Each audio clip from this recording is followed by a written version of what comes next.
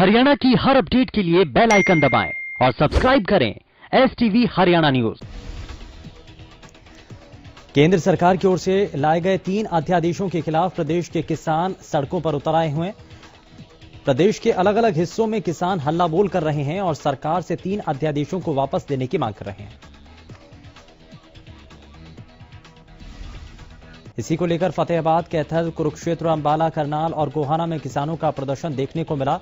इसके अलावा पिपली में किसानों पर हुए लाठीचार्ज का भी जमकर विरोध किया जा रहा है।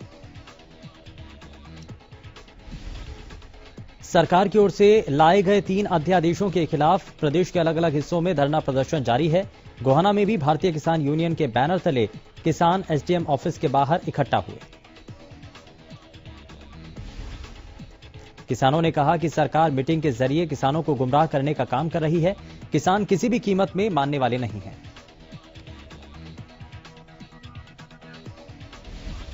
करनाल के जिला सचिवालय के सामने सैकड़ों किसानों और आढ़तियों ने 3 अध्यादेशों को वापस लेने की मांग की।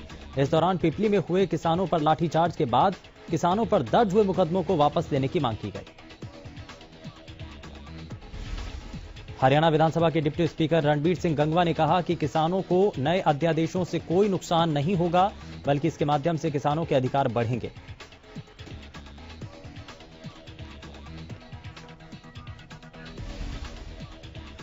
फतेहाबाद में Haryana state electricity worker union ने बिजली घर पर धरना दिया और इलेक्ट्रिसिटी वर्कर ऑनलाइन ट्रांसफर के विरोध में हैं, जिसके चलते उन्होंने इकट्ठा होकर नारेबाजी की।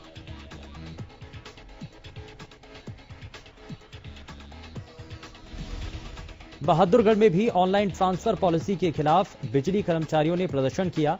बिजली कार्यालय के सामने कर्मचारियों ने करीब 1 घंटे की सांकेतिक हड़ताल की। साथ ही कर्मचारियों ने मांग की है कि ऑनलाइन ट्रांसफर पॉलिसी वापस ली जाए।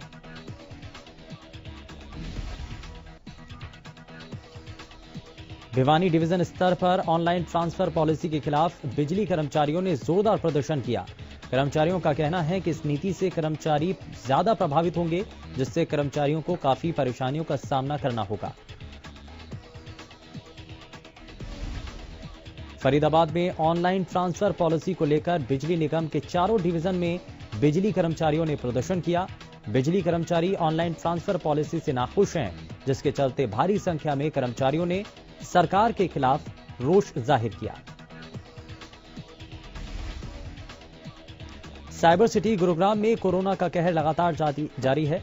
बीते दिनों में कोरोना के 1000 से ज्यादा मामले सामने आए, जिसके बाद अब कोरोना का आंकड़ा 15,000 के पार पहुंच चुका है।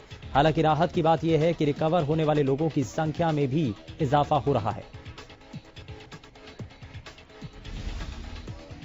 प्रदेश में कोरोना का कहर लगातार तेजी से फैलता चला जा रहा है। कोरोना के मामलों में लगातार बढ़ोतरी हो रही है। पंचकुला में भी 216 नए कोरोना संक्रमित मरीजों की पुष्टि हुई। वहीं कोरोना से 2 लोग अपनी जान गंवा चुके हैं। आपको बता दें कि नागरिक अस्पताल में डॉक्टर मनकीरत ने पुष्टि करते हुए बताया कि 216 कोरोना संक्रमित मरीज पंचकुला के अलग अलग इलाकों और सेक्टर से शामिल हैं। अंबाला में ऑनलाइन ट्रांसफर पॉलिसी को लेकर बिजली विभाग के कर्मचारियों ने बिजली बोर्ड कार्यालय डिवीजन नंबर 1 पर अपने दफ्तरों के बाहर नारेबाजी की और सरकार के नाम ज्ञापन सौंपा। गोहाना के ककाना गांव में 5 दिन पहले बिजली की चोरी पकड़ने गए बिजली कर्मचारियों की ग्रामीणों ने लाठी डंडों से पिटाई की, जिससे नाराज बिजली कर्मचारियों का AXN ऑफिस के बाहर धरने का दूसरा दिन है।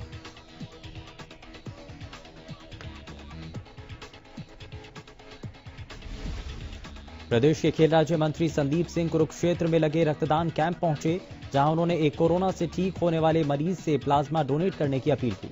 वहीं दूसरी तरफ 3 अध्यादेशों के मामले में कांग्रेस और इनेलो पर किसानों को भड़काने का आरोप लगाया।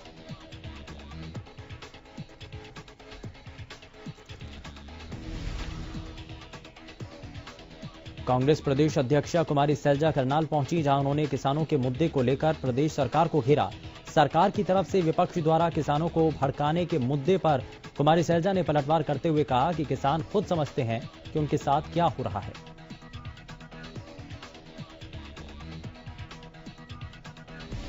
नारनौंद उपमंडल के गांव माजरा में बिजली की परेशानी से जूझ रहे लोगों ने मंगलवार को पावर हाउस को बंद कर दिया। ग्रामीणों का कहना है कि हमारे गांव में इस पावर हाउस के लिए जो जमीन सरकार को दी वो बिल्कुल मुफ्त थी। सरकार ने हमसे वादा किया था कि आपके गांव को 4 घंटे ज्यादा बिजली दी जाएगी, लेकिन अब पहले से भी कम बिजली यहां पर आती है।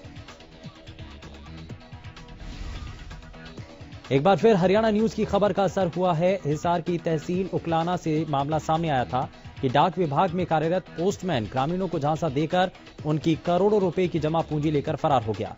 हरियाणा न्यूज ने इस खबर को प्रमुखता से दिखाया था, जिसके बाद प्रशासन ने इस पर संज्ञान लिया और जांच शुरू कर दी।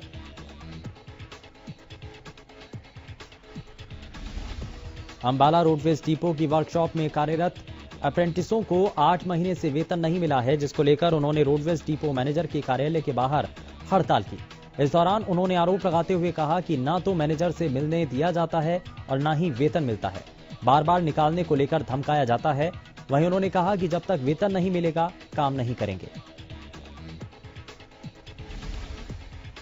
करनाल में नेशनल हाईवे कंपनी की बड़ी लापरवाही सामने आई, जिसका खामियाजा कॉलोनी वासियों को भुगतना पड़ रहा है। दरअसल पिछले 1 महीने से आम जनता कंस्ट्रक्शन कंपनी की लापरवाही के चलते पीने के साफ पानी को तरस रही है। कुरुक्षेत्र में राइस मिलर्स एसोसिएशन ने बैठक की। राइस मिलर्स एसोसिएशन के प्रदेश अध्यक्ष ज्वेल सिंगला ने कहा कि सरकार ने कुछ ऐसे कानून बना दिए जो राइस मिलर्स के लिए पूरा करना मुश्किल है। साथ ही उन्होंने कहा कि प्रदेश के राइस मिलर ने यह फैसला लिया कि जब तक प्रदेश की सरकार राइस मिलर के बनाए गए नियमों को सरल नहीं करती और थोपे गए काले कानून वापस नहीं लेती, तब तक प्रदेश में बिलिंग का काम नहीं होगा। अंबाला की डीआरएम कॉलोनी के पास सुंदरनगर में पिछले कई महीनों से पाइपलाइन का काम सड़क का बुरा हाल बनाए हुए है। करीब 7 महीने पहले इरिगेशन डिपार्टमेंट द्वारा प्रोजेक्ट को तैयार करवाकर इस इलाके में पाइपलाइन डालने का काम शुरू किया गया और यह काम अब से 7 महीने पहले शुरू किया गया था। इसके लिए कॉलोनी में बनी सड़क को खोद दिया गया और पाइपलाइन बिछा दी गई। बावजूद इसके 7 महीने बीत जाने के बाद भी आज तक सड़क को नहीं बनाया गया। झज्जर के गांव सिलाना में तालाब का पानी जमा होने से जलभराव की समस्या बनी हुई है। लोगों के घरों में भी पानी जमा हो चुका है, जिसके कारण लोगों को परेशानी हो रही है। बहादुरगढ़ के महावीर पार्क की हर गली और कई घरों में सीवर का गंदा पानी घुस गया।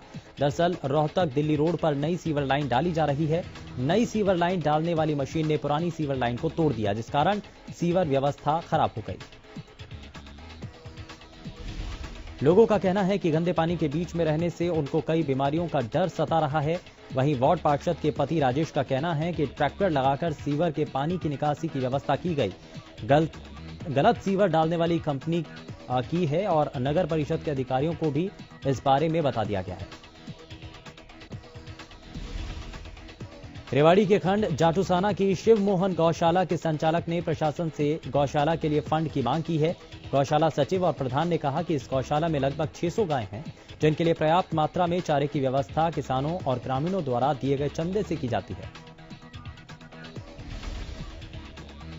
पानीपत के असंध रोड पर दिल्ली पैरेलल नहर में बच्चे अपनी जान जोखिम में डालकर मौत की छलांग लगा रहे हैं।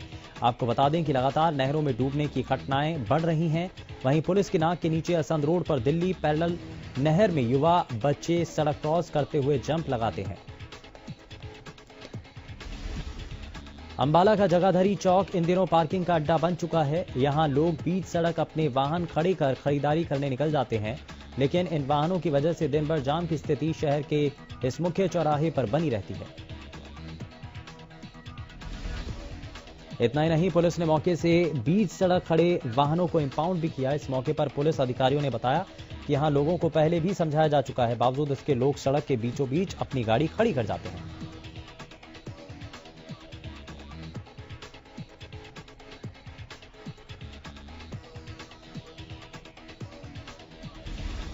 और यहां रुक रहे हैं एक छोटे से ब्रेक। फरीदाबाद में ट्रैफिक पुलिस ने यातायात के नियमों को तोड़ने वालों के खिलाफ कार्रवाई शुरू कर दी है। इसके लिए पुलिस चौक चौराहों पर लगाए गए सीसीटीवी कैमरों की मदद ले रही है और नियम तोड़ने वालों के ऑनलाइन चालान काट रही है। ट्रैफिक पुलिस ने इन कैमरों के साथ स्पीकर भी लगाए हैं। इन सभी कैमरों के लिए सेक्टर 20 में एक आधुनिक कंट्रोल रूम भी बनाया गया, जहां 24 घंटे कर्मचारी अपनी पैनी निगाह रखते हैं। हार्डवेयर चौक पर तैनात ट्रैफिक के जोनल ऑफिसर ने बताया कि स्मार्ट सिटी के चलते शहर के ट्रैफिक पर निगाह रखने के लिए हर चौक चौराहे पर आधुनिक सीसीटीवी और स्पीकर लगाए गए हैं, जिनकी मदद से ट्रैफिक के नियमों के उल्लंघन करने वाले वाहन चालकों पर पैनी नजर रखी जा रही है।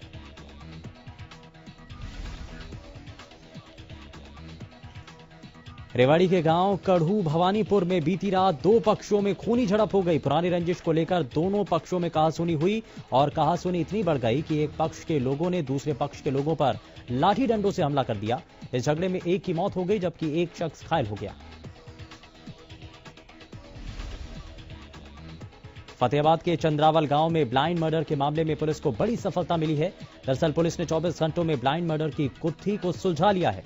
इस पूरे मामले को लेकर डीएसपी ने बताया कि मृतक बलबीर सिंह और आरोपी ने गांव में कुछ जमीन ठेके पर ली थी। अलग अलग जमीन के टुकड़ों पर अच्छी फसल के बंटवारे को लेकर दोनों में विवाद हो गया। OLX ऑनलाइन साइट के जरिए वाहनों की खरीद फरोख्त पर लुटेरों की पैनी नजर है। ये ठग और लुटेरे लोगों को फर्जी आईडी, मेल नंबर के जरिए अपना शिकार बनाते हैं। इसी को लेकर cyber crime DCP Nikita Gahlawat ने बताया कि पुलिस ने OLX के अधिकारियों के साथ मीटिंग की है। वहीं OLX ने भी इसको लेकर एक लेटर जारी कर अपना जवाब दाखिल किया और पुलिस के जारी किए गए तमाम दिशा निर्देशों और बदलावों पर जल्द ही काम करने की बात कही।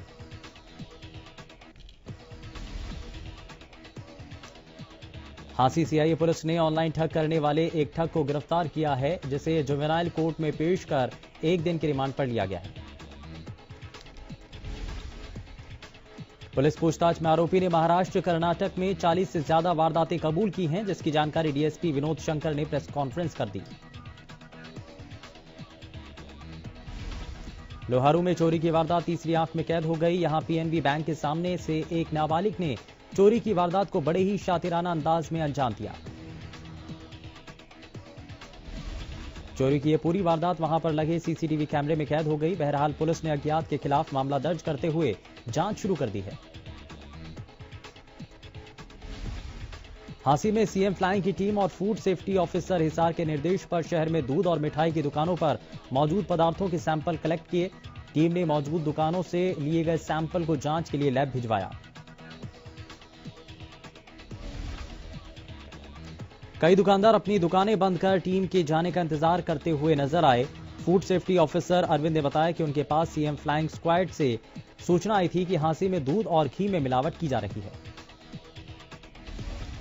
गुरुग्राम पुलिस लाइन में एक महिला ने 7वीं मंजिल से कूदकर आत्महत्या की। महिला ने ई टावर की 7वीं मंजिल से कूदकर खुदकुशी की। सोनीपत के गांव प्याऊ मनियारी के पास रिक्शा अनियंत्रित होकर ड्रेन में पलट गया। हादसे में एक बच्ची की पानी में डूबने से मौत हो गई, जबकि 2 बच्चे लापता बताए जा रहे हैं। कोरोना महामारी के चलते लोगों की आर्थिक हालत पहले से ही खराब चल रही थी, लेकिन अब सब्जियों के बढ़ते दामों ने भी लोगों की परेशानी और ज्यादा बढ़ा दी है। सोनीपत की ड्रेन नंबर 8 में डूबे 3 बच्चों में से 2 बच्चों के शव मंगलवार को निकाले गए। आपको बता दें कि पिछले 21 घंटे से लगातार तलाश जारी है। पानीपत में मंगलवार को एक दर्दनाक हादसा हो गया, जहां एक परिवार के लोग यमुना नदी में नहाने को उतर गए, लेकिन पानी का तेज बहाव उन्हें बहा ले गया। अब तक 3 लोगों के शव मिल चुके हैं। गोताखोर बाकी 3 की तलाश कर रहे हैं। भिवानी रेलवे स्टेशन पर कोरोना के मद्देनजर सभी काम को डिजिटल तरीके से किया जा रहा है। इसके अलावा स्टेशन के एंट्री गेट पर एक ऐसा कैमरा लगाया गया जिसके पास से गुजरने पर व्यक्ति के टेम्परेचर की जांच की जाती है। फरीदाबाद के पटेल नगर में सिंचाई विभाग की जमीन पर बनी झुग्गियों और अवैध निर्माणों पर जिला प्रशासन ने कार्रवाई करते हुए तोड़फोड़ की और इस दौरान करीब 45 झुग्गियों को तोड़ा गया।